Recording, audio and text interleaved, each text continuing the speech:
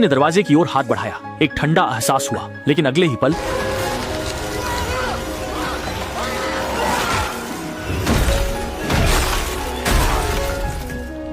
दरवाजा तोड़ने के पल में सैनिक सामने की स्थिति देखकर स्तब्ध रह गया। यह जगह पहले ही एक जमी हुई दुनिया बन चुकी थी। सभी लोग बर्फ की मूर्तियों में बदल गए थे, लेकिन कोने में एक सैनिक सुरक्षित था। उसके हाथ में एक गोल गेंद थी। आदमी ने आगे बढ़कर गोल गेंद लेने की कोशिश की, पर अचानक उसके सिर पर एक जमी हुई टोपी आ गई और उसके हाथ में एक बर्फ की छड़ी आ गई।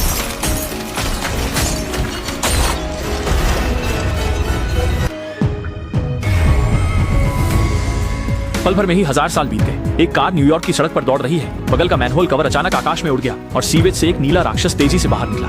इसके बाद एक और मैनहोल का ढक्कन हवा में उड़ गया। एक जलसर्प आसमान की ओर बढ़ा और फिर फोइबी और उनकी कार की ओर तेजी से आया। अंततः कार को छूते छूते निकल गया। फोइबी ने यह देखा, तुरंत बाहर कूदी और आसमान के जलसर्प की ओर भागी। जलसर्प की पूंछ विद्युत छाप से लॉक हो गई और कार के अंदर बैठे भाई ने तुरंत रिमोट कंट्रोल कार छोड़ी, जलसर्प को भूत जाल में बंद करने के इरादे से। लेकिन जलसर्प ऊंचा उड़ने लगा। कुछ नहीं कर सके तो माँ ने स्विच खींचकर कार की छत का जाल छोड़ दिया। ड्रोन के ऊपर भी भूतों का जाल लगा हुआ है। मम्मी ने VR चश्मा पहनकर ड्रोन को नियंत्रण में लिया और ड्रोन को पानी के ड्रैगन के ऊपर ले जाकर आसानी से उसे पकड़ लिया। उन्होंने पकड़े गए भूत को मशीन में डाल दिया ताकि उसे हमेशा के लिए फंसा सके। अगले दिन एंटीक दुकान में जमाल नाम का एक ग्राहक आया। वह एक तांबे की गोलाकार वस्तु लाया। मालिक ने उपकरण निकालकर उस परीक्षण किया, मगर मशीनें जल गईं। एक समय धरती हिलने लगी, बोतलें तुरंत जम गईं। बाहर की सड़क पर एक बर्फीला ड्रैगन दौड़ रहा था। बर्फीले ड्रैगन का निशाना मौत के दस्ते के मुख्यालय की घातक मुर्गी थी।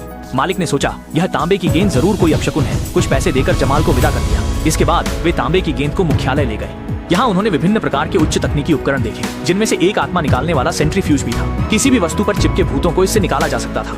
हालांकि तांबे की गेंद को अलग करते समय एक दुर्घटना हो गई, जैसे कि तांबे की गेंद के अंदर एक शक्तिशाली ऊर्जा मशीन से लड़ रही हो। तुरंत ही मशीन में खराबी आ गई। यहाँ तक कि अन्य स्थानों में बंद भूत भी हिलना बंद कर गए।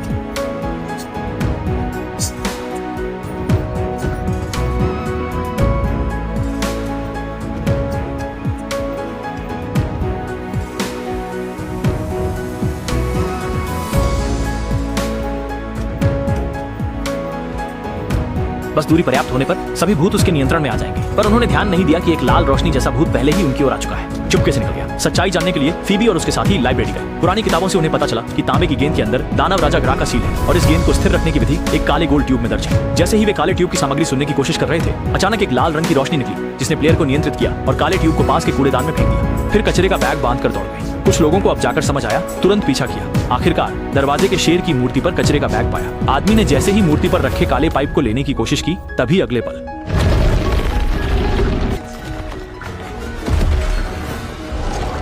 पत्थर का शेर अचानक जीवित हो गया। उसने अपना बड़ा खून से भरा मुंह खोला और आदमी की ओर बढ़ा। ऐसा लग रहा था कि आदमी मर ही जाएगा। तभी फिबी ने तुरंत कार की प्रोटॉन गन चालू कर दी और शेर की पूंछ को काट दिया। शेर दर्द से कराहता हुआ उसकी ओर मुड़ गया, लेकिन तभी प्रोटॉन गन में खराबी आ गई। दोनों ने मिलकर बहुत मेहनत की और आखिर में जब शेर उन पर कूदा तो उसे हटा दिया, पर सीलिंग की विधि वाला काला पाइप भी क्षतिग्रस्त हो गया। रात को फिबी एक भटकती हुई आत्मा के प्रेमी से मिली। दोनों ने एक दूसरे के सामने दिल की बात रखी और बहुत अच्छा लगा, जैसे वे बहुत लंबे समय से एक दूसरे को जानते हैं। एली को देखते हुए फेबी के दिमाग में एक साहसी विचार आया। वह एली को डेयरडेविल टीम में ले गया। वह शिंजी का उपयोग करके अपनी आत्मा को अलग करना चाहती थी, ताकि आत्मा के बाहर होने की भावना का अनुभव कर सके। एक बिजली की चमक के बाद फेबी की आत्मा सच में शरीर से अलग हो गई और वह धीरे धीरे आइली की ओर बढ़ी। लेकिन यह सब जालाता का आदेश था आइली को, ताकि वह फेबी की आत्मा को निकालकर उसे नियंत्रित कर सके। फिबी ने अनायास ही एक मंत्र पढ़ा। तांबे की गेंद हवा में उठी और धीरे धीरे विघटित होने लगी। गालाका ने सील तोड़कर धरती पर आगमन किया। तभी मुख्यालय के एक साहसी सदस्य ने गालाका पर हमला किया, लेकिन इतनी ऊर्जा गालाका के लिए कुछ भी नहीं थी। उसने हल्के से हाथ हिलाया और कण प्रकाश बीम को बर्फ में बदल दिया, जो टुकड़े टुकड़े होकर गिर गई। यहाँ तक कि उसके शरीर की मशीनें भी काम करना बंद कर दी। इसके बाद गालाका जमाल के निवास स्थान पर पहुंचा। दरवाजे पर मौजूद दुकानदार अभी मुड़ा ही था कि एक ठंड की लहर ने उसे बर्फ की मूर्ति में बदल दिया। इसके बाद वह कमरे में गया और वह जोड़ी सींग खोज निकाली जो मूल रूप से उसकी थी।